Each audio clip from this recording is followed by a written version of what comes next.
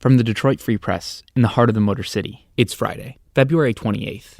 Here are today's top stories. Brought to you by JB's Smokehouse, located inside Bush's Fresh Food Market of Canton. JB's offers a range of authentic barbecue favorites, from beef brisket and mac and cheese to fried green tomatoes and pulled pork tacos.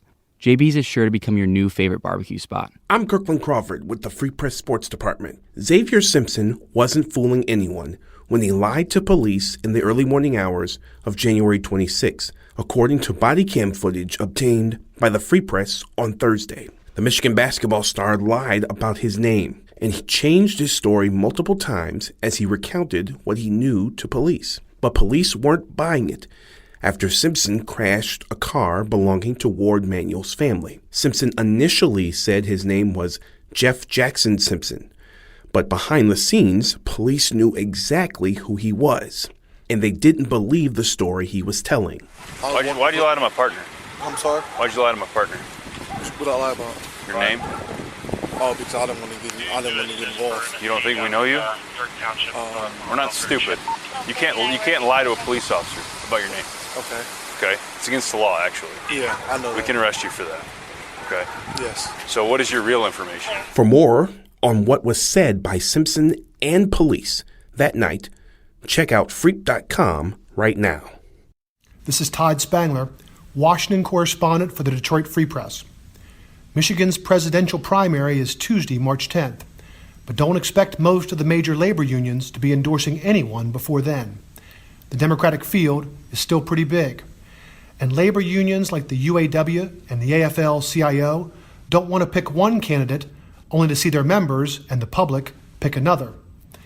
The upshot is that could help the frontrunner, Bernie Sanders, though, and there are some concerns that he could have a tough time beating Donald Trump. Trump, remember, did relatively well among union voters in the last election.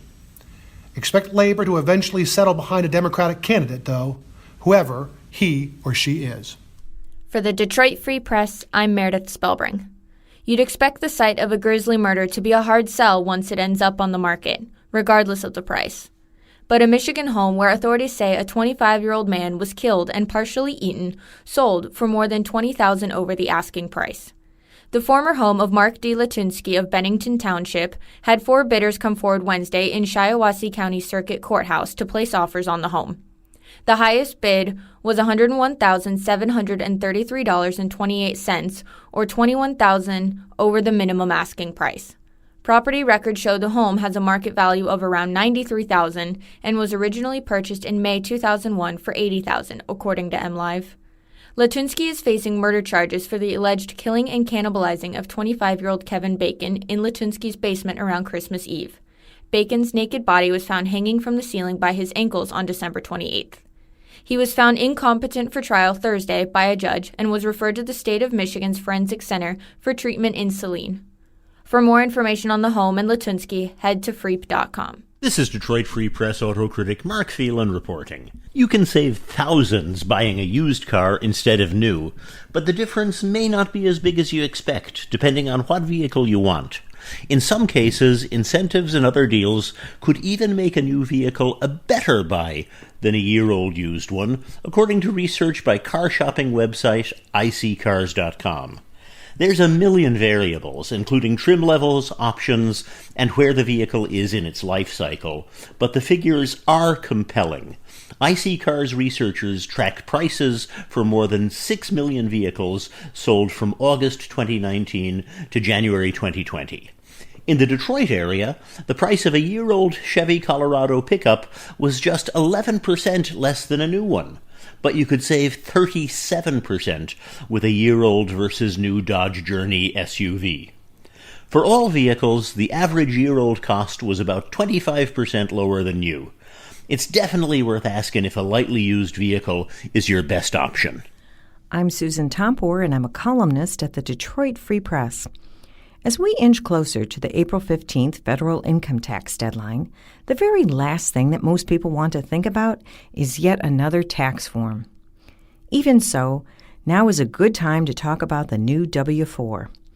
If you owed way more money than you expected, consider filling out a new W-4 form to take more money in taxes out of your paycheck. The Tax Cuts and Jobs Act of 2017 put a slew of new rules into place beginning in 2018. Many families ended up shocked that they couldn't depend on the same old refunds. Two-income couples, families who have children age 17 and older, people who work 2 or 3 jobs during the year, they all can face some significant changes in the tax rules, and the W-4 may no longer work well for them as it is.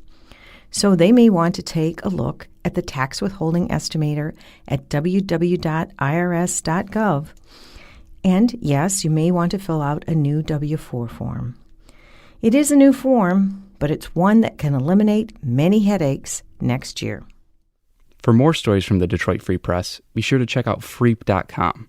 That's FREEP.com. And sign up for the Daily Briefing newsletter. See you on Monday.